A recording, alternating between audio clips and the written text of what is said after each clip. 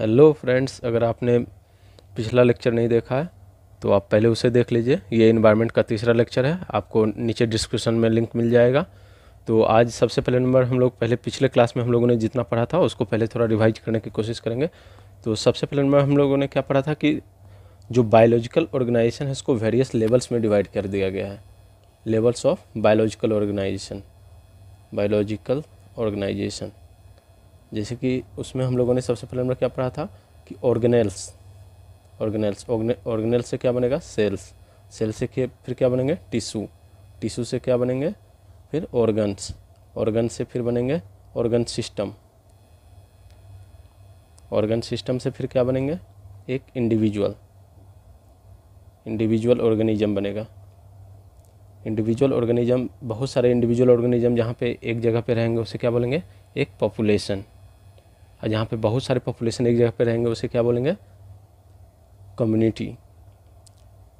और कम्युनिटी फिर क्या करेगा आपस में इंटरेक्ट करेगा बायोटिक फैक्टर के साथ, एबायोटिक फैक्टर के साथ, उसे क्या बोलेंगे इकोसिस्टम। अब बहुत सारे इकोसिस्टम मिलकर के एक बायोम बनाता है, अब बहुत सारे बायोम मिलकर के बायोस्फीयर बनता है, यानी बायोस्फीयर मीन्स जहाँ लाइफ एग्जिस्ट करेगा। तो यहाँ तक हम लोगों ने देखा था। तो हम लोगों ने ये पढ़ा था कि जो इकोलॉजी है, इकोलॉजी में हम लोग यहाँ से स्टार्ट करते हैं पढ़ने के लिए इंडिविजुअल ऑर्गेनिज्म से, उसके पहले वाले हम लोग नहीं पढ़ते हैं। तो इकोलॉजी में हम लोगों ने पहले इंडिविजुअल ऑर्गेनिज्म के बारे में हम लोग पढ़ चुके हैं अभी तक, कि इंडिविजुअल ऑर्गेनिज्म का बायोटिक कंपोनेंट के बारे में देख लिया था कि एबायोटिक कंपोनेंट को किस तरह से रिस्पॉन्ड करता है, यहाँ तक हम लोगों ने देख चुका था। तो आज हम लोग जो पढ़ेंगे, आज हम लोग पॉपुलेशन के बारे में पढ़ेंगे, और फिर उसके नेक्स्ट क्लास में हम लोग कम्युनिटी के बारे में पढ़ेंगे और इकोसिस्टम के बारे में पढ़ेंगे। तो आज हम लोग पॉपुलेशन के बारे में स्टार्ट करते हैं। तो आइए सबसे पहले में हम लोग आज पॉपुलेशन के बारे में पढ़ेंगे। तो पॉपुलेशन क्या होता है कि जब सेम स्पीसीज के बहुत सारे ग्रुप होते हैं तो उसे क्या बोलते हैं पॉपुलेशन। यानी जैसे ह्यूमन का पॉपुलेशन हो गया, डॉग का पॉपुलेशन हो गया, इसे पॉपुलेशन बोलेंगे। पॉपुलेशन का कुछ कुछ एट्रीब्यूट्स होता है। जैसे एक इंडिविजुअल है तो इंडिविजुअल के लिए बर्थ होता है, हम बर्थ यूज करते हैं वर्ड, और डेथ यूज करते हैं। फिर उसके लिए मेल या फीमेल यूज करते हैं, मेल या फीमेल वर्ड यूज करते हैं, मेल हो या फीमेल हो इस तरह का वर्ड यूज करते हैं। लेकिन वहीं पे अगर हम पॉपुलेशन का बात करें तो पॉपुलेशन में हम बर्थ रेट के बारे में बात करते हैं, डेथ रेट के बारे में बात करते हैं, सेक्स रेशियो के बारे में बात करते हैं, ना कि मेल फीमेल के बारे में बात करते हैं। फिर पॉपुलेशन डेंसिटी के बारे में बात करते हैं। अब बर्थ रेट क्या होगा तो इसको हम लोग एक एग्जाम्पल से समझने की कोशिश करते हैं। मान लीजिए एक एरिया ए है, यहाँ पे मान लीजिए कि 100% है, अभी 100% रह रहा है। हम यहाँ पे ईयर ले लेते हैं 2019 में 100% रह रहा है, लेकिन ये 2020 में जा कर के यहाँ पर 120% हो गए। 120 यानी 20 नए ऐड हो गया, यानी बर्थ रेट इसका क्या हुआ 20/100, यानी कितना हो गया 0.2। ये इसका क्या हो गया बर्थ रेट, यानी बर्थ रेट क्या होगा कि 0.2 पर्सन। तो बर्थ रेट यहाँ पे क्या हो जाएगा 0.2 चाइल्ड पर पर्सन पर ईयर, यानी पर पर्सन क्या हो गया 0.2 चाइल्ड पर पर्सन। एक साल के में हम लोगों ने निकाला 2019 से 20 के बीच में, यानी एक साल का हम टाइम पीरियड ले रहे हैं, तो इसे क्या बोलेंगे पर ईयर। अगर 10 साल में लिखाएंगे तो पिछले 1 डिकेड में कितना हुआ। तो इस तरह से हम लोग बर्थ रेट निकालते हैं। ठीक उसी तरीके से डेथ रेट क्या होगा, मान लीजिए सेम एग्जांपल कि यहाँ पे 100 लोग रह रहे हैं, यानी एक एरिया है जहाँ पे 100% रह रहा है 2019 में, वहाँ पे से मान लिए कि 10% की डेथ हो जाती है। अब 90 लोग बचे तो क्या हो गया 10/100, यानी 0.1 क्या हो गया इसका डेथ रेट हो गया। तो यानी टाइम के अकॉर्डिंग हम लोग निकालते हैं डेथ रेट, और पर कैपिटा के अकॉर्डिंग, यानी पर पर्सन के अकॉर्डिंग। तो बर्थ रेट क्या हो गया, birth rate refers to per capita birth during a particular time period, जो कि एक पर्टिकुलर टाइम पीरियड में हम लोगों ने निकाला था 2019 से 2020 के बीच में, इन्हें गिवन ज्योग्राफिकल एरिया, यानी कोई एक एरिया में लेना है। फिर इसी तरह से डेथ रेट हो गया कि पर refers to per capita death during a particular time period in a geographical area. उसी तरह से सेक्स रेशियो क्या हो गया number of females per males, यहाँ पे गलती से फीमेल लिखा गया है, यहाँ पे मेल होगा, नंबर ऑफ फीमेल्स पर मेल। जैसे मान लीजिए 930 फीमेल्स पर 1000 मेल, तो इसे क्या बोलेंगे, सेक्स रेशियो। उसी तरह से पॉपुलेशन डेंसिटी क्या हो गया कि पर यूनिट एरिया में कितने पर्सन रह रहा है या कितने पॉपुलेशन रह रहा है, उसे बोलेंगे पॉपुलेशन डेंसिटी। जैसे कि अगर दिल्ली का हम पॉपुलेशन डेंसिटी की बात करें तो 11,312 पर्सन पर स्क्वायर किलोमीटर है, यानी 1 स्क्वायर किलोमीटर में 11,312 लोग रह रहे हैं। ये दिल्ली का पॉपुलेशन डेंसिटी है। तो ये सब एट्रीब्यूट्स हो गए किसका, पॉपुलेशन का। अब पॉपुलेशन ग्रोथ का बात करते हैं, तो पॉपुलेशन ग्रोथ जो होता है वो आपका बहुत सारे फैक्टर पे डिपेंड करता है। जैसे मान लीजिए फूड अवेलेबिलिटी पे, अगर मान लीजिए फूड का शॉर्टेज हो जाएगा तो क्या होगा, बहुत सारे का डेथ होने लगेगा भूख रहने की वजह से, जिसके कारण से क्या होगा, पॉपुलेशन डिक्लाइन हो जाएगा। तो फूड अवेलेबिलिटी पे डिपेंड करता है।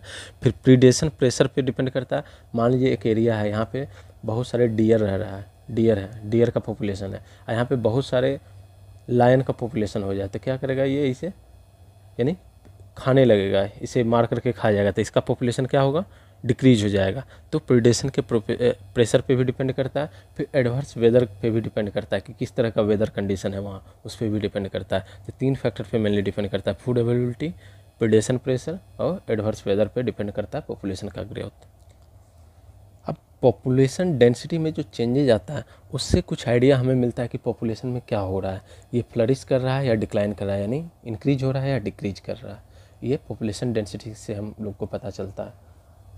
अब डेंसिटी ऑफ पॉपुलेशन क्या होता है कि किसी भी गिवन हैबिटेट में और किसी भी गिवन टाइम पीरियड में ये क्या होता है, फ्लक्चुएट करता है। 4 बेसिक प्रोसेस से अकॉर्डिंग होता है, जिसमें से 2 मेनली होता है, नेटेलिटी और इमिग्रेशन, जिसके कारण से क्या होगा, आपका पॉपुलेशन डेंसिटी इंक्रीज हो जाएगा। और पॉपुलेशन डेंसिटी कब डिक्रीज होगा, 2 फैक्टर के कारण से मेनली, एक मोर्टेलिटी, दूसरा इमिग्रेशन। तो ये हम लोग समझने की कोशिश करते हैं, नेटेलिटी क्या होता है, इमिग्रेशन क्या होता है, और मोर्टेलिटी क्या होता है, इमिग्रेशन क्या होता है।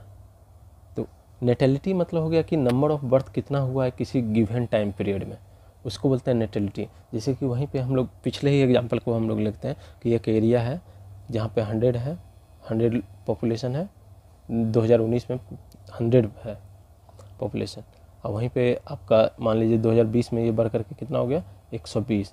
तो 20 लोग नए यानी न्यू बेबी बॉर्न हुआ है। तो ये जो न्यू बेबी बॉर्न हुआ इसी को बोलेंगे नेटेलिटी। यहाँ पे रेट नहीं है, ये नंबर जो है उसको सिंपली बता रहे हैं नेटेलिटी। और जो 0.2 आया था कैलकुलेट करके वो क्या था, बर्थ रेट था, और ये क्या है, नेटेलिटी है कि कितना नंबर, यानी एक्चुअल क्वांटिटी को बता रहा है नेटेलिटी। मोर्टेलिटी उसी तरह से कि कितना नंबर ऑफ पर्सन का डेथ हुआ एक गिवन टाइम पीरियड में, उसको बोलेंगे मोर्टेलिटी। इमिग्रेशन मीन्स जैसे दिल्ली का बात करते हैं, दिल्ली में कितने लोग बाहर से आए हैं जो कि दिल्ली का रेसिडेंट नहीं है, उन चाहे वो स्टडी पर्पस से आए हों या तो जॉब के सर्च में आए हों, तो उनको क्या बोलेंगे, इमिग्रेशन। यानी इमिग्रेशन याद रखने के लिए इस तरह से याद रखना है कि इमिग्रेशन मैंने इन यानी जो आ रहा हो, तो इमिग्रेशन। तो अगर इमिग्रेशन होगा या नेटेलिटी होगा तो पॉपुलेशन डेंसिटी क्या होगा, इंक्रीज हो जाएगा। अगर वहीं पे मोर्टेलिटी होगा यानी डेथ होगा और इमिग्रेशन होगा तो क्या होगा, इमिग्रेशन मीन्स जब यहाँ से कितने पर्सन बाहर जा रहा है, दिल्ली से जैसे दूसरे मान लीजिए कंट्री में जा रहा है लोग, चाहे वो जॉब के सर्च में हो चाहे स्टडी पर्पस के लिए जा रहा हो, तो यहाँ क्या होगा, वो भी पॉपुलेशन डेंसिटी को डिक्रीज करेगा। तो मोर्टेलिटी और इमिग्रेशन ये दोनों पॉपुलेशन डेंसिटी को डिक्रीज करता है, और नेटेलिटी और इमिग्रेशन ये दोनों पॉपुलेशन डेंसिटी को इंक्रीज करता है। तो अगर हम एक इक्वेशन देखना चाहें कि अगर मान लीजिए टी टाइम पीरियड पे अगर हमारा पॉपुलेशन डेंसिटी NT है, तो पर्टिकुलर टाइम पे हमने मान लिया कि पॉपुलेशन डेंसिटी NT है। अगर मान लीजिए हमें क्या करना है कि अगर मान लीजिए बर्थ होता है, न्यू बेबी का बर्थ होता है, तो इसमें क्या होगा, ऐड हो जाएगा डेंसिटी में। उसी तरह से इमिग्रेशन को क्या करेंगे, हम ऐड करेंगे। लेकिन वहीं पे अगर माइग्रेशन होता है या मोर्टेलिटी होता है तो क्या करेंगे, उसे माइनस कर देंगे। डेथ प्लस इमिग्रेशन, इसे क्या करेंगे, माइनस कर देंगे। तो ये पर्टिकुलर टाइम T+1 पे हम देख रहे हैं कि कितना होगा पॉपुलेशन डेंसिटी। तो NT+1 इक्वल टू क्या हो जाएगा, टी टाइम पे जितना पॉपुलेशन डेंसिटी था plus B birth natality plus immigration minus mortality plus immigration. ये माइनस में हम ये ब्रैकेट में मैंने ले लिया है। अब इसको एक एग्जांपल के हेल्प से ही समझ लेते हैं। जैसे मान लीजिए टी टाइम पे हमने मान लिया पॉपुलेशन डेंसिटी 100 है, इमिग्रेशन मान लीजिए 5 लोगों का इमिग्रेशन हुआ, यानी 5 लोग बाहर से दिल्ली में आए हैं, दिल्ली का मैं बात कर रहा हूँ, और 100 पॉपुलेशन डेंसिटी है। और नेटेलिटी मीन्स मान के चलते हैं 20 बच्चे का न्यू बर्थ हुआ है, अब मोर्टेलिटी में मान के चलते हैं 10 डेथ हुआ है, इमिग्रेशन में मान लेते हैं 2 लोग यहाँ से बाहर गए हैं। तो अब यहाँ पर्टिकुलर टाइम पीरियड पे हम देखना चाह रहे हैं, जैसे हम 2019 में ये मान करके चल रहे हैं, तो 2020 में क्या होगा, तो 2020 में 100 जितना पॉपुलेशन डेंसिटी है प्लस क्या हो जाएगा कि जितना बर्थ हुआ है 20 प्लस जितना इमिग्रेशन हुआ है यानी 5 माइनस फिर क्या होगा मोर्टेलिटी और इमिग्रेशन को क्या करेंगे माइनस कर देंगे, यानी 10 प्लस 2 यानी टोटल कितना हो गया 100 प्लस 25 माइनस 12 यानी कितना हो गया 100 प्लस 13 यानी 113। ये हो गया 2020 में पॉपुलेशन डेंसिटी होगा दिल्ली का। तो अभी तक हम लोगों ने जो पॉपुलेशन के सारे एट्रीब्यूट्स थे और जो बेसिक टर्मिनोलॉजी था वो हम लोगों ने समझ लिया। ये पूछा जा सकता है एग्जाम में कि दे देगा वो, उसको मैच करने के लिए दे सकता है, टर्मिनोलॉजी को मैच करने के लिए दे सकता है। तो अब हम लोग पढ़ेंगे कि पॉपुलेशन आपस में इंटरेक्ट किस तरह से करती है। जैसे कि हम लोगों ने पढ़ा था कम्युनिटी के बारे में कि एक कम्युनिटी क्या होता है कि वहाँ पे डिफरेंट पॉपुलेशन होती है। जैसे कि मान लीजिए यहाँ पे एक पॉपुलेशन हो गया P1 मान लिए, इसको P2 मान लिए, इसको P3 मान लिए, इसको P4 मान लिए। तो ये आपस में क्या करेगी इंटरेक्ट करेगी आपस में, यानी एक दूसरे के ऊपर डिपेंडेंट है, चाहे वो फूड के लिए हो चाहे और भी अदर पर्पस के लिए हो, लेकिन एक दूसरे से क्या है डिपेंडेंट है। यानी कोई भी स्पीशीज अकेला नहीं रह सकता है। जैसे आप ही हो तो आप अकेले नहीं रह सकते हो, यानी किसी न किसी पर्पस पे डिपेंड रहना पड़ेगा, चाहे वो प्लांट पे डिपेंड रहना पड़ेगा, चाहे वो फूड के लिए हो या तो किसी और पर्पस के लिए, लेकिन आपको डिपेंड रहना ही पड़ेगा।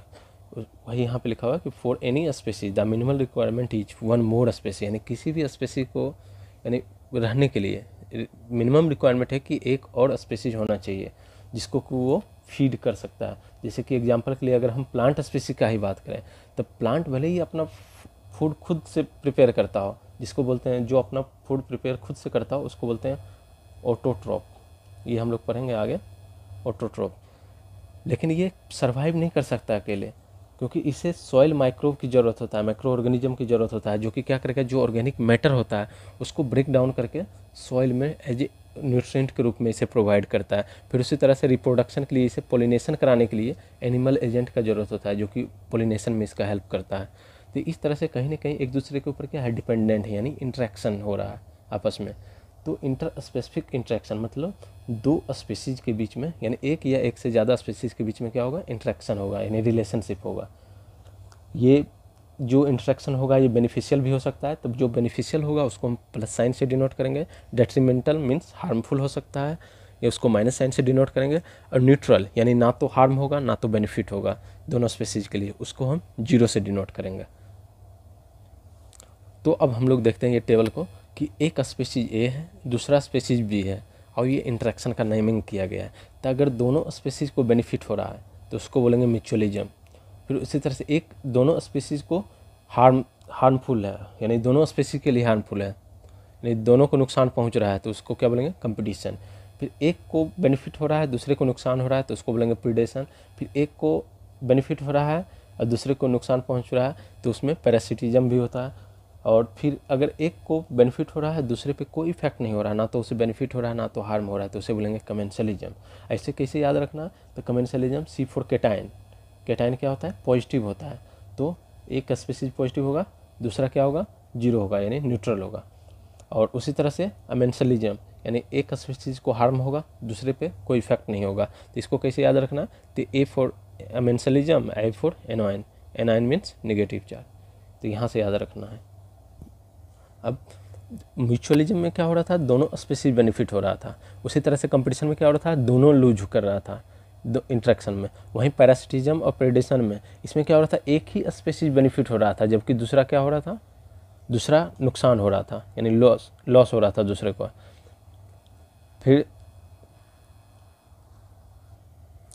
अब अगर हम प्रीडेशन का बात करें, प्रीडेशन का बात करें तो एक को क्या हो रहा है बेनिफिट हो रहा है दूसरे को लॉस हो रहा है, तो जो बेनिफिट हो रहा है उसे बोलते हैं प्रीडेटर,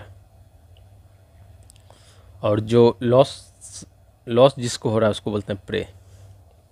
उसी तरह से पैरासिटिज्म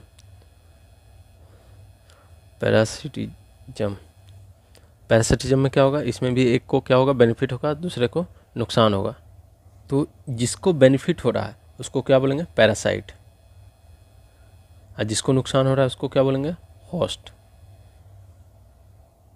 ठीक उसी तरीके से अगर हम कमेंसलिज्म का बात करें तो एक को बेनिफिट हो रहा है लेकिन दूसरे को ना तो नुकसान हो रहा है ना तो बेनिफिट हो रहा है। उसी तरह से एमेंसलिज्म में क्या हो रहा है? एक को नुकसान हो रहा है लेकिन दूसरे स्पीसीज को ना तो बेनिफिट हो रहा है ना तो हार्म हो रहा है, यानी अनइफेक्टेड है। अगर हम एक क्वेश्चन यहाँ से पूछा जा सकता है कि प्रीडेशन और पैरासिटिज्म और कमेंसलिज्म में एक कॉमन करेक्टरिस्टिक ये है कि इसमें जो इंटरेक्टिंग स्पीसीज है ये आपस में क्लोजली रहते हैं। जैसे कि अगर हम प्रीडेशन का बात करें, प्रीडेशन में मान लीजिए कि एक एरिया है, यहाँ पे डियर का है, डियर है, हिरन, और यहाँ पे लायन है। तो लायन ये नहीं है कि दूसरे एरिया का लायन यहाँ पे आकर के खाएगा, कि दिल्ली में लायन है और डियर कहीं और एरिया में है, वहाँ पे जाकर के खाएगी। जो आपस में जो वहाँ का लायन होगा वही उसको प्रीडेटर प्रे करेगा। तो ये कॉमन करेक्टरिस्टिक है कि प्रीडेशन और पैरासिटिज्म और कमेंसलिज्म में एक कॉमन करेक्टरिस्टिक ये है कि जो इंटरेक्टिंग स्पीसीज होगा वो क्या करेगा? आपस में एक साथ रहेगा। अब हम लोग प्रीडेशन के बारे में थोड़ा डिटेल में पढ़ते हैं। तो प्रीडेशन एक तरह का नेचुरल वे है कि एनर्जी को ट्रांसफ़र करने का तरीका है कि लोअर एनर्जी से हायर ट्रॉपिक लेवल में ट्रांसफ़र होता है। जो जैसे कि अगर एग्जांपल के लिए देखें तो क्या हो रहा है, जैसे मान लीजिए यहाँ पे घास है, ग्रास है, ग्रास को डियर ने खाया, डियर ने खाया और डियर को लायन ने खाया, लायन ने खाया। तो इससे क्या हो रहा है? इससे इसमें एनर्जी ट्रांसफ़र हो रहा है, इससे इसमें एनर्जी ट्रांसफ़र हो रहा है। यानी ग्रास के लिए ये प्रीडेटर का काम कर रहा है और इसके लिए ये प्रीडेटर का काम कर रहा है। तो इससे क्या हो गया कि एनर्जी एक ट्रॉपिक लेवल से दूसरे ट्रॉपिक लेवल में ट्रांसफ़र हो रहा है। यानी प्रीडेशन में क्या हो रहा है कि एनर्जी जो है यानी प्रीडेशन क्या कर रहा है, प्रीडेटर क्या कर रहा है, एक तरह से कंड्यूट का काम कर रहा है कि एनर्जी को ट्रांसफ़र कर रहा है, यानी चैनल का एक काम कर रहा है, जो कि एक एनर्जी क्या करेगा? लोअर ट्रॉपिक लेवल से हायर ट्रॉपिक लेवल तक उसे पहुंचाएगा एनर्जी को। अगर प्रीडेशन का एग्जांपल देखें तो टाइगर और डियर के हम देख सकते हैं। तो टाइगर क्या हो गया? प्रीडेटर हो गया, डियर क्या हो गया? प्रे हो गया। उसी तरह से स्पैरो, स्पैरो क्या करती है? सीड को खा जाती है। तो स्पैरो क्या हो गई? प्रीडेटर, और सीड क्या हो गया? प्रे हो गया। उसी तरह से एनिमल क्या करता है? प्लांट को खा जाता है। तो प्लांट क्या हो गया? प्रे, और एनिमल क्या हो गया? प्रीडेटर। और एनिमल को क्या बोलते हैं? जो प्लांट को खाता है, ऐसे एनिमल को क्या बोलते हैं? हर्बीवोर। तो अब जानेंगे कि प्रीडेटर कौन कौन सा रोल प्ले करता है या बेनिफिट क्या है प्रीडेशन का। तो प्रीडेटर अभी हम लोगों ने पढ़ा था कि प्रीडेटर कंड्यूट का काम करता है, यानी एनर्जी को ट्रांसफ़र करता है लोअर ट्रॉपिक लेवल से हायर ट्रॉपिक लेवल में। लेकिन इसके अलावा भी बहुत सारे इंपॉर्टेंट वर्क ये प्ले करता है। जैसे कि मान लीजिए अगर कोई एक एरिया है, यहाँ पे डियर का पॉपुलेशन बहुत ज़्यादा है, यहाँ पे डियर का पॉपुलेशन बहुत ज़्यादा है। अगर मान लीजिए यहाँ पे लायन नहीं हो या टाइगर नहीं हो तो डियर का पॉपुलेशन क्या हो जाएगा? इस एरिया में और भी बहुत ज़्यादा हो जाएगा, और भी बहुत ज़्यादा हो जाएगा। तो क्या होगा? यानी पॉपुलेशन बहुत ही ज़्यादा बढ़ जाएगा, जो कि नुकसानदायक होगा, यानी बायोडाइवर्सिटी क्या हो जाएगा? अनबैलेंस हो जाएगा। तो इससे क्या करता है, यानी प्रीडेटर क्या करता है? पॉपुलेशन को कंट्रोल में रखता है।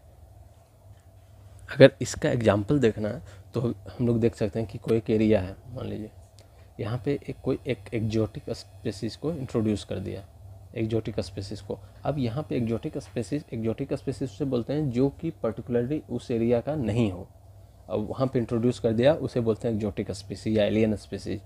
तो एक्जोटिक स्पीसीज का यहाँ पे चूँकि क्या होगा? प्रीडेटर नहीं होगा, नेचुरल प्रीडेटर नहीं होगा। तो नेचुरल प्रीडेटर नहीं होगा तो इसका क्या होगा? पॉपुलेशन बहुत तेज़ी से ग्रो करेगा। पॉपुलेशन, उसका एक एग्जांपल भी यहाँ पे है कि जो 1920 में क्या किया गया था कि एक प्रिकली पियर कैक्टस को इंट्रोड्यूस किया गया था ऑस्ट्रेलिया में। इसका पॉपुलेशन इतना ज़्यादा बढ़ गया था, बहुत ज़्यादा बढ़ गया था, यानी इसका पॉपुलेशन जो कि आउट ऑफ कंट्रोल हो गया था। लेकिन फाइनली इसे कंट्रोल करने के लिए एक इसका प्रीडेटर इंट्रोड्यूस किया गया, मॉथ, जो कि इसके नेचुरल हैबिटेट में इंट्रोड्यूस किया गया। उसके बाद में फाइनली इसका पॉपुलेशन कंट्रोल में आया। तो यानी ये क्या करता है? पॉपुलेशन को कंट्रोल करता है। पहला एग्जाम्पल ये हो गया। अब प्रीडेटर फिर क्या करता है? स्पीसीज का डाइवर्सिटी को मेंटेन करने में भी हेल्प करता है कम्युनिटी में। ये कैसे? तो एक कम्युनिटी मान लिया मैंने, तो कम्युनिटी में क्या है? डिफरेंट पॉपुलेशन रहेगा। अब मैंने मान लिया कि एक रैबिट का पॉपुलेशन है, एक डियर का पॉपुलेशन है, एक गॉट का पॉपुलेशन है, और ये सेम प्लांट को खा रही है, यानी सेम ग्रास को पे डिपेंडेंट है ये भोजन के लिए।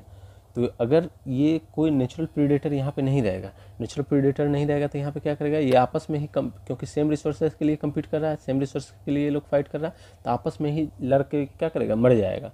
यानी इससे क्या हुआ कि स्पीशीज डाइवर्सिटी क्या हुआ, ख़त्म हो गया। यानी जो डाइवर्सिटी था उसे ख़त्म कर दिया, जो यानी सुपीरियर रहेगा वो जो इन्फीरियर रहेगा उसको किल कर देगा।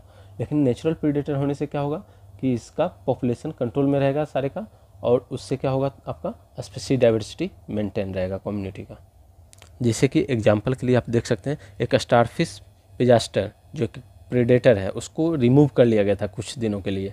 जब रिमूव कर दिया गया तो लगभग 10 स्पीशीज जो था इन्वर्टिब्रेट का वो लगभग ख़त्म हो गया, 1 साल के अंदर वहाँ से ख़त्म हो गया। यानी आपस में लड़ करके कम्पीट करके वो ख़त्म कर लिया अपने आप को, क्योंकि इंटरस्पेसिफिक कंपटीशन के कारण से। तो ये रोल प्ले करता है कौन, प्रीडेटर की स्पीशीज डाइवर्सिटी को ये मेंटेन करता है। अब प्रीडेटर ऐसा नहीं है कि यानी जितना चाहे उतना खा लेगा। प्रीडेटर चूँकि वो भी क्या होता है, प्रूडेंट होता है नेचर में, प्रूडेंट होता है। प्रूडेंट मतलब रियलिस्टिक वे में वो यानी प्रे करता है। ऐसा नहीं है कि अनरियलिस्टिक वे में प्रे करेगा तो पता चला एक दिन सारा पॉपुलेशन ही ख़त्म हो गया उसका यानी भोजन का, तो पता चला वो ज़िंदा ही नहीं रह पाएगा। अब हम लोगों ने पिछले क्लास में पढ़ा था कि जो ऑर्गेनिज्म होता है एबायोटिक फैक्टर से डील करने के लिए वेरियस मैकेनिज्म अपनाता है। उसी तरीके से जब प्रीडेटर इसे यानी प्रे करने आता है तो उससे प्रोटेक्ट करने के लिए अपने आप से स्पीशीज जो होता है, प्रे स्पीशीज एक डिफेंस मैकेनिज्म अपनाता है ताकि उससे बच सके प्रीडेटर से।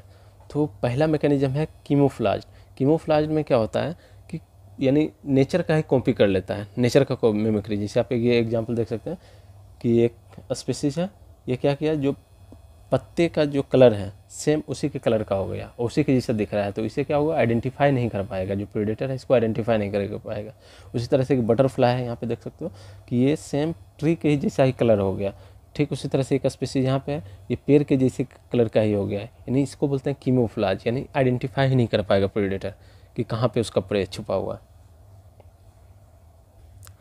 फिर दूसरा तरीका होता है मिमिक्री करना। मिमिक्री क्या, इसका एक एग्जांपल समझते हैं। मान लीजिए एक बटरफ्लाई है, बटरफ्लाई अपने प्रीडेटर से बचने के लिए क्या किया कि समझ लीजिए कि उसने क्या किया कि पॉइजनस अपने अंदर डेवलप कर लिया, पॉइजन डेवलप कर लिया अपने बॉडी में। तो पॉइजन डेवलप कर लिया, ये बटरफ्लाई का नाम मैंने B1 मान लिया। एक और दूसरा बटरफ्लाई है, ये क्या करेगा, इसी का कॉपी कर लेगा। कॉपी कर लेगा मीन्स इसी के जैसा वो दिखने लगेगा। तो जो प्रीडेटर होगा उसे लगेगा कि ये सेम दिख रहा है, मतलब कि ये भी पॉइजनस है। ये रियली में पॉइजनस नहीं है लेकिन इसके जैसा दिख रहा है, इसलिए प्रीडेटर को लगेगा कि ये पॉइजनस है, इसलिए इसे भी नहीं खा पाएगा। इसलिए इसको क्या बोलते हैं, मिमिक्री। तो पॉइजनस का भी हम लोगों ने एग्जांपल देखा कि मोनार्क बटरफ्लाई है जो कि हाईली डिस्ट्रेसफुल होता है किसके लिए, प्रीडेटर के लिए, जो एक बर्ड होती है, because of special chemical present in its body, क्योंकि इसके बॉडी में एक स्पेशल केमिकल प्रेजेंट होता है इसके कारण से। और ये जो केमिकल एक्वायर करती है बटरफ्लाई, ये कैटरपिलर स्टेज में जब होता है उसी समय ये एक्वायर कर लेती है by feeding on poisonous weed. अब हम प्लांट के बारे में बात करते हैं। ये तो एनिमल के बारे में हम लोगों ने बात किया कि एनिमल किस तरह से अपने अंदर डिफेंस मैकेनिज्म एक्वायर करता है। लेकिन प्लांट चूँकि वो रन तो नहीं कर सकती है, कि ऐसा नहीं है कि बकरी खाने आया तो प्लांट भाग जाएगी दूर, तो वो अपने अंदर डिफरेंट डिफेंस मैकेनिज्म भी डेवलप करती है हर्बीवोर से बचने के लिए, यानी प्रीडेटर से बचने के लिए। अगर देखा जाए तो वो पूरा लगभग 25% जितने भी इंसेक्ट्स हैं उसमें से 25% जो हैं लगभग फाइटोफेगस हैं। फाइटोफेगस मीन्स क्या, फाइटो मीन्स प्लांट, फेगस मीन्स उसको फीड करते हैं, यानी किसी न किसी तरीके से प्लांट को ही फीड करते हैं, चाहे उसका कुछ पार्ट हो प्लांट का या तो उसका सेप हो प्लांट का, यानी कुछ न किसी न किसी तरीके से प्लांट पे ही डिपेंडेंट होते हैं। तो प्लांट जो है अपने अंदर मॉर्फोलॉजिकल और केमिकल डिफेंस अपने अंदर डेवलप करता है हर्बीवोर से बचने के लिए। जैसे थॉर्न्स हो गया, जैसे एकेसिया हो गया, कैक्टस हो गया, इसमें क्या होता है, थॉर्न डेवलप हो जाता है ताकि ये डिफेंस मैकेनिज्म का काम करता है, ताकि जो प्रीडेटर होता है वो खाएगा ही नहीं। ये मॉर्फोलॉजिकल चेंजेज हो गया, यानी मॉर्फोलॉजिकल मीन्स ऑफ डिफेंस हो गया। बहुत सारे प्लांट जो हो गए कुछ केमिकल या केमिकल को स्टोर करके रखते हैं ताकि जैसे ही हर्बीवोर उसको खाएगा उसके बाद में वो क्या हो जाएगा, सिक हो जाएगा, या तो डाइजेशन में प्रॉब्लम हो जाएगा, या तो रिप्रोडक्शन में दिक्कत होगी, या तो वो इवेंचुअली डेथ हो जाएगा वो उसकी। तो इस तरह से अपने आप को प्रोटेक्ट करता है। जैसे कि आप देख सकते हैं वेड केलोट्रोपिस, जो कि बैरन लैंड जो होता है वहाँ पे मेनली मिलेगा। जैसे ये आप देख सकते हो क्लोट्रोपिस प्लांट है, यानी ये क्या होता है, पॉइजनस होता है। पॉइजनस यानी इसे अगर फीड करेगी हर्बीवोर्स तो क्या होगा, उसका डेथ हो जाएगा, इसलिए इसे नहीं वो यानी खाती है। तो ये है कि the plant produces highly poisonous cardiac glycoside and that is why you never see any cattle और goats browsing on this plant. यानी कोई भी, ना तो कैटल हो गए या तो गोट हो गया, कभी भी उसे ब्राउज नहीं करेगा। अब बहुत सारे वाइड वैरायटी जो होता है केमिकल सब्सटेंस, चूँकि प्लांट जो होता है अपने डिफेंस मैकेनिज्म के लिए मेनली वो रिलीज करता है यानी बनाता है, लेकिन उसको कमर्शियल स्केल के लिए हम ह्यूमन यूज से यूज करते हैं। जैसे निकोटीन हो गया, कैफीन हो गया, किनिन हो गया, स्टारेचिन हो गया, ओपियम हो गया, ये सब मेनली वो अपने डिफेंस मैकेनिज्म के लिए डेवलप किया है, लेकिन हम इसे कमर्शियल यूज के लिए हम ह्यूमन इसे यूज करते हैं। अब हम लोग कंपटीशन के बारे में देखेंगे। कंपटीशन क्या होगा कि सेम रिसोर्सेज के लिए यानी दो डिफरेंट या दो से ज़्यादा स्पीसीज जो क्या करेगा, फाइट करेगा सेम रिसोर्सेज के लिए, उसी को बोलते हैं कंपटीशन। तो ये कंपटीशन का आप डेफिनेशन पढ़ सकते हैं। Competition is best defined as a process, एक ऐसा प्रोसेस जिसमें फिटनेस ऑफ वन स्पीसीज यानी एक स्पीसीज का fitness is significantly reduced in the presence of another species, यानी दूसरे स्पीसीज जब प्रेजेंट रहेगा तो उसका जो होगा क्या होगा कि यानी एफिशिएंसी जो होगा क्या होगा, रिड्यूस हो जाएगा, उसी को बोलते हैं कंपटीशन। अब कुछ इसके रिगार्डिंग मिथ्स है, कुछ यानी रियलिटी क्या क्या है। तो मिथ्स कुछ ये माना जाता है कि ये जनरली बिलीव किया जाता है कि कंपटीशन जनरली जो होता है क्लोजली रिलेटेड स्पीसीज में ही होता है सेम रिसोर्सेज के लिए, डेट इज लिमिटिंग, यानी जो सेम रिसोर्सेज हो लिमिटेड में हो, लेकिन ये पूरी तरीके से सही नहीं हो। ऐसा इसलिए क्योंकि टोटली अनरिलेटेड स्पीसीज को भी देखा गया है कि वो आपस में कंपटीशन करते हैं for the same resources.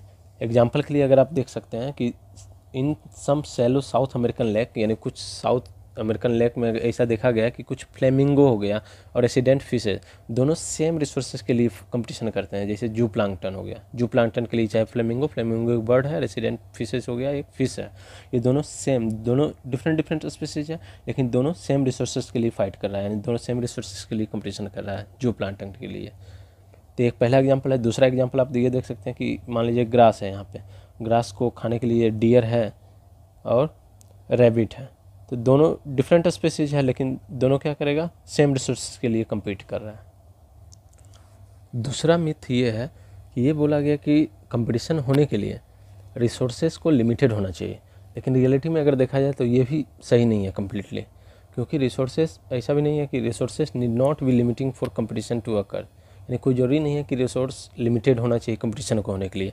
In interference competition the feeding efficiency of one species might be reduce, यानी जो फीडिंग एफिशिएंसी होगा एक स्पीसीज का रिड्यूस हो जाएगा, किसके कारण से, interfering and inhibitory presence of other species, यानी दूसरे स्पीसीज का प्रेजेंस होने के कारण से उसका फीडिंग एफिशिएंसी क्या होगा, डिक्रीज हो जाएगा, भले ही रिसोर्सेज अबंडेंट ही क्यों नहीं हो। तो इसको स्टडी करने के लिए यानी कुछ इकोलॉजिस्ट लोगों ने स्टडी किया, उसके बाद में उन्होंने अपना प्रिंसिपल दिया। तो 3 इकोलॉजिस्ट मेनली है फेमस, और उन्होंने अपना प्रिंसिपल दिया। तो पहला है गॉस। तो गॉस साहब ने जो दिया प्रिंसिपल कि गॉस कम्पिटिटिव एक्सक्लूजन प्रिंसिपल, इन्होंने क्या बोला कि in case of A limited resources, अगर रिसोर्सेज लिमिटेड है तो जो सुपीरियर स्पीसीज होगा, सुपीरियर वन ऑफ कम्पिटिटिंग स्पीसीज, जो कम्पिटिटिंग स्पीसीज है उसमें जो सुपीरियर होगा वो अल्टीमेटली क्या करेगा, इन्फीरियर स्पीसीज जो होगा उसे एलिमिनेट कर देगा, ख़त्म कर देगा। इसका एक्सपेरिमेंट उन्होंने किया था कि गैलापागो आइलैंड में जो है अब अम्बिंगडन टोर्टाइज वहाँ पे था, और वहाँ पे गॉट को इंट्रोड्यूस कर दिया गया। तो गॉट के इंट्रोड्यूस करने से ये स्पीसीज जो है अम्बिंगडन टोर्टाइज ये एक्सटिंक्ट हो गया, यानी इसका पॉपुलेशन वहाँ से लगभग ख़त्म हो गया। तो ये हुआ Gauss competitive exclusion principle. Got इसलिए ख़त्म कर दिया क्योंकि गॉट का ब्राउजिंग एफिशिएंसी जो होता है क्या होता है, ज़्यादा होता है। लेकिन जो गॉस का प्रिंसिपल था कम्पिटिटिव एक्सक्लूजन प्रिंसिपल, इससे अभी रिसेंट स्टडी ने इसे गलत प्रूफ कर दिया है, यानी इसे सपोर्ट नहीं करता है कम्प्लीटली। रिसेंट स्टडी ये बोलता है कि उन्होंने ये बोला कि जो स्पीसीज कंपटीशन फेस कर रहा है वो अपना मैकेनिज्म इवॉल्व कर सकता है कि वो साथ में रह सके और प्रमोट कर सके अपने आप को, रेदर देन किसी इन्फीरियर स्पीसीज को एक्सक्लूड कर देने के लिए। उन्होंने इस मैकेनिज्म को बोला रिसोर्स पार्सनिंग। अगर दो स्पीसीज कम्पीट कर रहा है सेम रिसोर्सेज के लिए, तो वो क्या करेगा, अवॉइड करेगा कंपटीशन को by choosing for instant different time choose कर सकता है, या तो फॉर फीडिंग और डिफरेंट फॉर्जिंग पैटर्न या डिफरेंट फॉर्जिंग पैटर्न चूज कर सकता है। जिसे इस प्रिंसिपल को मैकआर्थर ने दिया था, जो कि इन्होंने क्या किया कि एक ट्री है, ट्री में पे जो है 5 रिलेटेड वेबलर स्पीसीज देखा गया। वेबलर एक चिड़िया है, बर्ड है यानी। तो ये पांचों को देखा गया कि ये पांचों एग्जिस्ट कर रहा है और सेम रिसोर्सेज के लिए फाइट कर रहा है, लेकिन फिर भी पांचों एग्जिस्ट कर रहा है, लेकिन सबका टाइमिंग अलग अलग है कि कोई इवनिंग में आएगा ये करने के लिए, कोई इवनिंग में आ जाएगा, कोई मॉर्निंग में आ जाएगा, कोई दोपहर में आ जाएगा। इस तरह से टाइम डिफरेंट होगा। यानी सेम रिसोर्सेज के लिए फाइट कर रहा है, लेकिन इन्होंने अपने फीडिंग के लिए टाइम को डिफरेंट बांट लिया और इस तरह से ये आपस में कोएग्जिस्ट कर रहे हैं, क्योंकि बिहेवियरल डिफरेंस के कारण से इन देयर फॉर्जिंग एक्टिविटी। फिर उसी तरह से एक और इकोलॉजिस्ट हैं कॉनेल्स एलिगेंट कम्पिटिटिव रिलीज। इनका है elegant competitive release method principle. इसमें क्या होता है कि इन्होंने क्या किया कि एक स्पीसीज है जिसका डिस्ट्रीब्यूशन क्या था, लिमिटेड था अभी तक, एक स्मॉल जियोग्राफिकल एरिया में लिमिटेड था। इसे हम लोग एग्जाम्पल से समझते हैं। मान लीजिए एक एरिया है ए, यहाँ पे एक रैबिट और गॉट का पॉपुलेशन है। जब यहाँ पे ग्रास है, पूरा ग्रास, जब तक गॉट थी तब तक रैबिट इतना एरिया में रिस्ट्रिक्टेड था, और यहाँ पे गॉट का एरिया था, यानी इधर गॉट यानी फीड कर रही थी और इधर रैबिट इतना एरिया में, यानी रैबिट बहुत स्मॉल सा एरिया में रिस्ट्रिक्टेड था। लेकिन जैसे ही गॉट को यहाँ से रिमूव कर दिया गया, तो ये क्या हुआ, पूरा एरिया में फैल गया, यानी एक्सपांड हो गया, इसका एरिया एक्सपांड हो गया रैबिट का। तो इसी को बोलते हैं कम्पिटिटिव रिलीज मेथड। यानी जब हम सुपीरियर स्पीसीज को क्या करेंगे, वहाँ से रिमूव करेंगे, तो क्या होगा, जो इन्फीरियर स्पीसीज है वो पूरे एरिया को एक्सपांड कर लेगा। तो a species whose distribution is restricted to a small geographical area because of the presence of competitively superior species is found to expand its distributional range dramatically when competing species is experimentally removed। अगर in general अगर देखा जाए तो herbivores और plant ये दोनों ज़्यादा adversely affected होते हैं किससे, कंपटीशन से, देन द कार्निवोर्स। एक जनरल स्टेटमेंट है, इसे आप याद रख सकते हैं। अब हम लोग पैरासिटिज्म के बारे में पढ़ेंगे कि जब एक ऑर्गेनिज्म किसी दूसरे ऑर्गेनिज्म के ऊपर स्टे करता हो, यानी रहता हो एक कंसिडरेबल अमाउंट ऑफ टाइम के लिए, to generally gain the nutrition from the host, तो उसे ही बोलते हैं पैरासिटिज्म। यानी एक स्पीसीज दूसरे स्पीसीज के ऊपर है, किसके लिए, न्यूट्रिशन गेन करने के लिए, एक specified particular period of time के लिए, तो इसे बोलते हैं पैरासिटिज्म। और जो रहता है उसे बोलते हैं पैरासाइट, और जिस पे रहता है वो, जिस ऑर्गेनिज्म पे रहता है, उसे बोलते हैं होस्ट। बहुत सारे पैरासाइट्स जो हैं अपने आप को होस्ट स्पेसिफिक इवॉल्व कर लिया, यानी वो पैरासाइट केवल और केवल उसी होस्ट के साथ रह सकता है, यानी दूसरे के साथ नहीं रह सकता है। वही many parasites have evolve to be host specific, यानी they can parasitize only a single species of host in a such way that both host and parasite tend to coevolve, यानी दोनों एक दूसरे से के साथ क्या होगा, इवॉल्व करेगा। यानी होस्ट भी अगर इवॉल्व हो रहा है तो पैरासाइट भी इवॉल्व करेगा अपने आप को।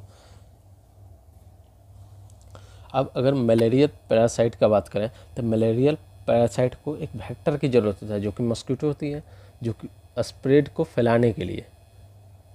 The malarial parasite needs a vector to spread to other host. Majority of parasites harm the host, ज़्यादातर जो पैरासाइट होते हैं वो होस्ट को मेनली हार्म ही करते हैं। They may reduce the survival, growth and reproduction of the host, यानी जो होस्ट होता है उसका वो सर्वाइवल को रिड्यूस कर देते हैं, ग्रोथ और उसके रिप्रोडक्शन को, and reduce its population density, और अल्टीमेटली उसका पॉपुलेशन डेंसिटी को रिड्यूस कर देता है। Parasites that feed on the external surface of the host organism, इसको बोलते हैं एक्टोपैरासाइट। यानी मेनली दो तरह का पैरासाइट होता है, एक होता है एक्टोपैरासाइट कि जब पैरासाइट एक्सटर्नल सरफेस पे, होस्ट के एक्सटर्नल सरफेस पे होता है तो उसे बोलते हैं एक्टोपैरासाइट। जैसे कि ह्यूमन हेड के ऊपर क्या हो गया, लाइस हो गया, ह्यूमन हेड के ऊपर लाइस हो गया। फिर उसी तरह से डॉगी हो गया, डॉग के ऊपर क्या हो गया, टिक्स हो गया।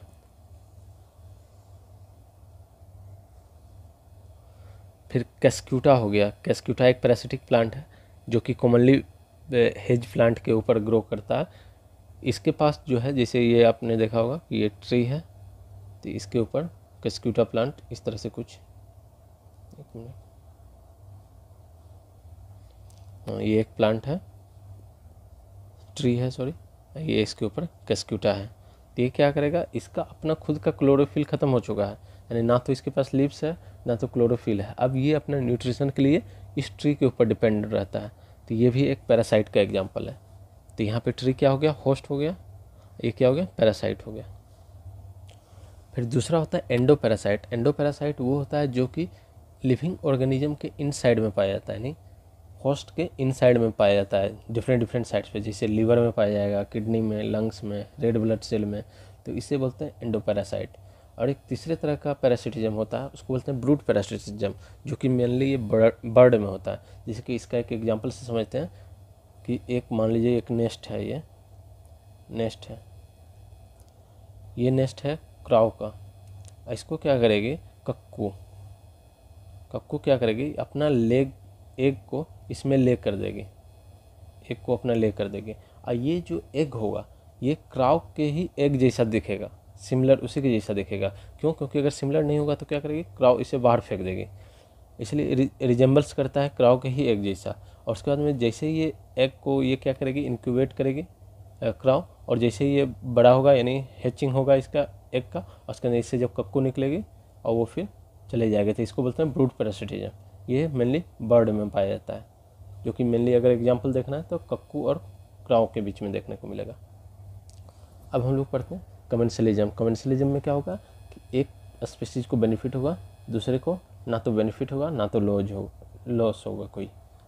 इसका बेस्ट एग्जांपल है ऑर्किड, जो कि एज एन एपीफाइट ग्रो करता है मैंगो ब्रांच पे। जैसे आप यहाँ पे देख सकते हैं फोटो में कि ये एक ऑर्किड स्पीशीज है जो कि क्या कर रहा है, मैंगो ट्री के ऊपर ग्रो कर रहा है।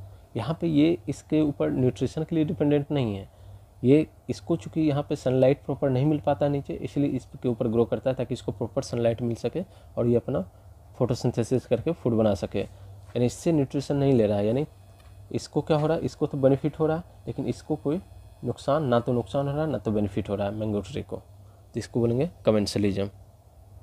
फिर दूसरा एग्जाम्पल है बारनेकल्स, जो कि व्हेल के बैक में ग्रो होती है। यहाँ पे आप देख सकते हैं ये बारनेकल है, बारनेकल ये इसके बैक में ग्रो होती है। तो इससे क्या होता है, ये इसको प्रोटेक्ट करके रखती है। तो इससे व्हेल को ना तो नुकसान होता है ना तो फ़ायदा होता है, लेकिन इससे बेनिफिट हो जाता है। फिर तीसरा एग्जाम्पल है कैटल इग्रेट और ग्रेजिंग कैटल। तो ये आप देख सकते हैं ये कैटल इग्रेट है, या तो इसके ऊपर बैठा रहेगा या तो इसके साथ साथ चलेगा। अब जैसे ही ये कैटल क्या करेगी, घास को खाएगी, तो जितने भी इंसेक्ट होगा इससे बाहर निकलेगा और ये क्या करेगा, इग्रेट इसे खा जाएगा। तो इससे क्या हुआ, कैटल को तो कोई ना तो नुकसान होगा ना तो फ़ायदा होगा, लेकिन इग्रेट को क्या हुआ, फ़ायदा हो गया। फिर चौथा एग्जाम्पल है सी एनीमोन और क्लाउन फिश का। तो सी एनीमोन में क्या होता है, यहाँ पे स्टिंगिंग टेंटिकल्स होता है, ये स्टिंगिंग टेंटिकल्स होता है जो कि पॉइजनस होता है। तो ऐसे में जाकर के फिश क्या करती है, छुप जाती है। तो इसे तो कोई नुकसान नहीं हो रहा, लेकिन ये प्रीडेटर से अपना बच जाती है। तो ये चारों एग्जाम्पल इंपॉर्टेंट है, ये पूछ सकता है कि किसका एग्जाम्पल है, तो इसलिए चारों एग्जाम्पल को मेनली यहाँ पे याद रखना है और बाकी इसमें कुछ नहीं है। अब लास्ट हम लोग इंट्रैक्शन पढ़ेंगे म्यूचुअलिज्म का। म्यूचुअलिज्म में क्या होगा कि दोनों स्पीसीज को बेनिफिट होगा, जिसका सबसे बेस्ट एग्जांपल है कि लाइकन्स क्या करता है, एक म्यूचुअलिस्टिक रिलेशनशिप शो करता है किसके बीच में, फंगस और स्मॉल प्लांट के बीच में। स्मॉल प्लांट में अलगी या साइनोबैक्टीरिया के बीच में, साइनोबैक्टीरिया। अब इसको कैसे हम लोग देख सकते हैं एक में,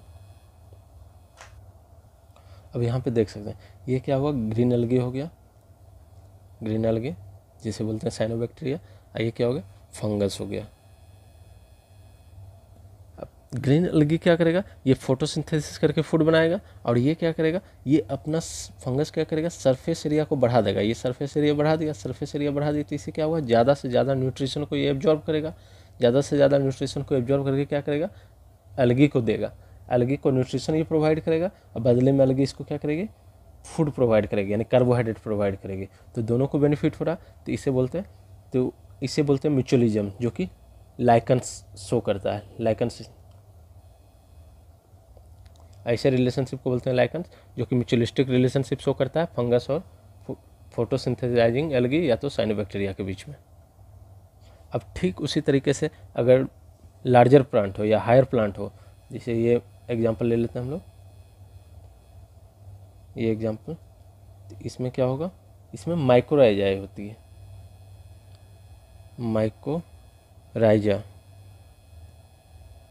माइक्रोराइजा क्या होता है, ये भी एक एसोसिएशन को शो करता है, यानी म्यूचुअलिस्टिक रिलेशनशिप को शो करता है किसके बीच में, फंजाई और हायर रूट के प्लांट के बीच में। तो ये फंजाई हो गई कि ये अपना सरफेस एरिया को क्या करेगा, बढ़ा देगा, जिससे क्या होगा, ज़्यादा से ज़्यादा न्यूट्रिशन एब्जॉर्ब करेगा, और ये रूट में क्या करेगा, न्यूट्रिशन प्रोवाइड करेगा, और बदले में इसको ट्री क्या करेगी, फूड प्रोवाइड करेगी। तो ये म्यूचुअलिस्टिक रिलेशनशिप को शो कर रहा है। फिर तीसरा एग्जाम्पल अगर देखें तो फीमेल वास्प ये है, आप देख सकते हैं। फीमेल वास्प को ओवी पोजीशन की ज़रूरत होती है, यानी एग ले करने के लिए जगह की ज़रूरत होती है, और फीक को क्या चाहिए कि पोलिनेशन की ज़रूरत होती है। तो फीमेल वास्प क्या करती है कि ये अपने लिए प्लेस खोजती है एग ले करने के लिए। तो ये जिस समय ये क्या करेगी, फीक के अंदर जाएगी, अपना एग को ले करेगी, वहाँ पे रखेगी अपना एग को, जिसके उसी समय क्या होता है, ये पोलिनेट कर देती है। और इसमें क्या हुआ कि ये अपना एग उसमें छोड़ दी, मैंने रख दी, और उसके बाद क्या होगा, ये फिग का जो सीड होता है ये इसे न्यूट्रिशन प्रोवाइड करता है, और ये जब बड़ी हो जाती है वास्प, तो इससे बाहर निकल जाती है, और ये फिर से इस तरह से साइकिल बना लेती है, यानी ये इस तरह से फिग को पोलिनेट करेगी, और ये फिग क्या करेगी, इसे न्यूट्रिशन प्रोवाइड करेगी, फूड प्रोवाइड करेगी इसके बच्चों को। तो ये भी एक म्यूचुअलिस्टिक रिलेशनशिप को शो कर रहा है। अब मेनली म्यूचुअलिज्म जो होता है दो तरीके का होता है, एक होता है ऑब्लिगेट म्यूचुअलिज्म, दूसरा होता है facultative mutualism. Obligate mutualism means क्या हो गया कि जो दोनों स्पीसीज होगा उसको साथ में रहने की ज़रूरत है, यानी कंपलसरी दोनों साथ में ही रहेगा, जैसे लाइकेंस हो गया, माइक्रोराइजा होगा। फिर फैकल्टेटिव म्यूचुअलिज्म हो गया, फैकल्टेटिव म्यूचुअलिज्म में हो गया चॉइस है इसके पास, जैसे प्लांट और एनिमल के बीच में। तो प्लांट को जरूरी नहीं है कि एक ही एनिमल से वो पोलिनेशन करा सकती है, वो हो सकता है दूसरे एनिमल से भी करा सकती है, तो इसके लिए इसके पास चॉइस है। तो जिसके पास चॉइस है उसको बोलेंगे फैकल्टेटिव म्यूचुअलिज्म, और जिसमें चॉइस नहीं है यानी ऑब्लिगेटरी है, यानी साथ में रहेगा ही रहेगा। जैसे लाइकेंस में आपका क्या हो गया कि फंगस और क्या हो गया, अलगी और यानी साइनोबैक्टीरिया, ये दोनों क्या होगा, साथ में रहेंगे, तो इसे क्या बोलेंगे, ऑब्लिगेट म्यूचुअलिज्म। उसी तरह से माइक्रोराइजा में क्या होगा कि हायर प्लांट और फंजाई, ये दोनों क्या होगा, साथ में रहेगा, यानी इसे क्या बोलेंगे, ऑब्लिगेट म्यूचुअलिज्म। अब लास्ट में है अमेंसिलिज्म। अमेंसिलिज्म में क्या होगा कि एक स्पीसीज को हार्म होगा, दूसरा जो होगा अनइफेक्टेड होगा, यानी उसे ना तो हार्म होगा ना तो बेनिफिट होगा, तो इसे बोलते हैं अमेंसिलिज्म। इसका सबसे बेस्ट एग्जांपल है कि एक लार्ज ट्री, मान लीजिए लार्ज ट्री है, एक लार्ज ट्री है, इसके नीचे एक छोटा सा ट्री है, इसे क्या करेगा, इसका सनलाइट को ब्लॉक कर देगा, यहाँ पे नहीं आ पाएगा सनलाइट नहीं आ पाएगा, तो इसका ग्रोथ क्या होगा, ग्रोथ रुक जाएगा इसका। तो ग्रोथ रुक हो जाएगा, यानी इसको तो कोई ना तो बेनिफिट हो रहा है ना तो हार्म हो रहा है इसे हायर प्लांट को, लेकिन जो स्मॉलर प्लांट है उसे क्या हो रहा है, उसे हार्म हो रहा है। इसको क्या बोलेंगे, अमेंसिलिज्म। तो ये सब एग्जाम्पल को याद रखना है, तो एग्जाम्पल पूछा जाता है। अब एक और टर्मिनोलॉजी यूज होता है सिम्बायोसिस रिलेशनशिप। तो सिम्बायोसिस रिलेशनशिप दो स्पीसीज के बीच में होता है, जिसमें एटलीस्ट वन स्पीसीज जो होगा बेनिफिट करेगा, और जो स्पीसीज होगा दोनों क्लोज रिलेशनशिप में होगा, दोनों यानी साथ में होगा हमेशा। तो इसका कौन कौन सा एग्जाम्पल हो गया, तो म्यूचुअलिज्म में क्या हो गया, जो ऑब्लिगेट म्यूचुअलिज्म क्या हो गया, दोनों स्पीसीज साथ में रहेगा यानी क्लोज रिलेशनशिप में रहेगा। फिर कमेंसलिज्म में क्या हो गया कि एक क्या होगा, एक को बेनिफिट होगा, दूसरा को ना तो नुकसान होगा ना तो बेनिफिट होगा। तो ये भी एक, जिसमें एक स्पीसीज को क्या हो रहा है, बेनिफिट हो रहा है, दूसरा को ना तो नुकसान हो रहा है ना तो हार्म हो रहा है। फिर पैरासिटिज्म में क्या हो रहा है, एक को बेनिफिट हो रहा है और दूसरे को नुकसान हो रहा है, लेकिन यहाँ पे दोनों साथ रह रहा है। वहीं पे प्रीडेशन नहीं होगा, प्रीडेशन क्यों नहीं होगा, प्रीडेशन में दोनों एक दूसरे के साथ नहीं रहना जरूरी है, टाइगर यानी डियर के साथ रहना जरूरी नहीं है, तो इसलिए प्रीडेशन नहीं होगा यहाँ पे। तो तीन यानी क्या हो गया आपका सिम्बायोसिस, मतलब कि जो क्लोज रिलेशनशिप में हो और जिसमें से 2 स्पीसीज में एटलीस्ट 1 स्पीसीज क्या हो, बेनिफिट हो रहा है। 2 स्पीसीज मैंने ए मान लिया, ए बी मान लिया, एक तो कंपलसरी है, क्या होगा उसको बेनिफिट होना चाहिए, दूसरा को क्या हो सकता है, बेनिफिट हो सकता है, हार्म हो सकता है, और ना तो बेनिफिट हो सकता है ना तो हार्म हो सकता है। तो इसे क्या बोलेंगे, म्यूचुअलिज्म। इसे क्या बोलेंगे, प्लस माइनस यानी पैरासिटिज्म या तो प्रीडेशन। लेकिन प्रीडेशन नहीं होगा यहाँ पे, क्यों, क्योंकि वो दोनों क्लोज रिलेशनशिप में नहीं है। पर एक होगा यानी प्लस और दूसरा 0, मीन्स ना तो हार्म हुआ ना तो बेनिफिट हुआ, तो इसको क्या बोलेंगे, कमेंसलिज्म। तो कमेंसलिज्म में भी साथ रह रहा है कमेंसलिज्म। तो इस तरीके से आज भर इतना ही। और अगर आपको वीडियो अच्छा लगता है तो आप लाइक कीजिए, सब्सक्राइब कीजिए और शेयर कीजिए। और अगर आपको कोई भी डाउट हो तो आप नीचे कमेंट में लिख सकते हैं। धन्यवाद।